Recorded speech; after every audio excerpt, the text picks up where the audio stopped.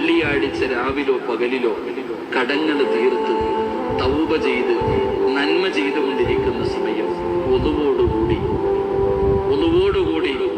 ജിബ്രീൽ അലൈഹിസ്സലാമിന്റെ സാന്നിധ്യത്തിൽ ഷഹാദത്ത് കലിമ ഉറക്കെ പറഞ്ഞു, അല്ലാഹുവേ എനിക്കൊരു ഷഹീദിനെ പോലെ സ്വർഗ്ഗം കണ്ടുകൊണ്ട് മരിക്കണം.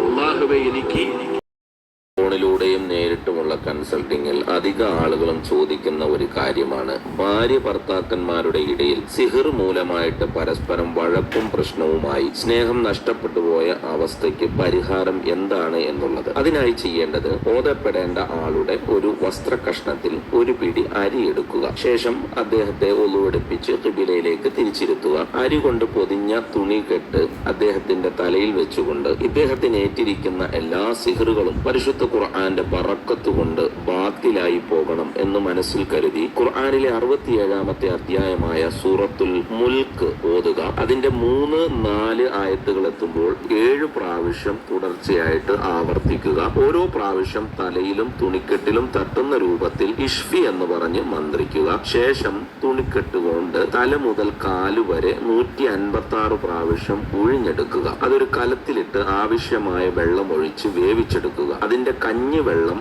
ഓതപ്പെടുന്ന ആൾ കുടിക്കുകയും ആ ചോറ് വീട്ടിൽ വളർത്തുന്ന അല്ലെങ്കിൽ പുറത്തുള്ള വളർത്തുമൃഗങ്ങൾക്കോ മറ്റും കൊടുക്കുകയും ചെയ്യുക. ഇങ്ങനെ ഒരു ദിവസം 2 പ്രാവശ്യം വെച്ച് 7 ദിവസം രാവിലെ സുബഹിക്ക് ശേഷവും രാത്രിയിൽ മഗ്രിബിന്റെയും ഇശാഇന്റെയും ഇടയിലായിട്ട് ചെയ്യുക. അല്ലാഹു സുബ്ഹാനഹു തആല ഭാര്യ ഭർത്താക്കന്മാരുടെ ഇടയിലുള്ള എല്ലാ സിഹറുകളും മാറ്റിക്കൊടുക്കുമാറാകട്ടെ. ആമീൻ.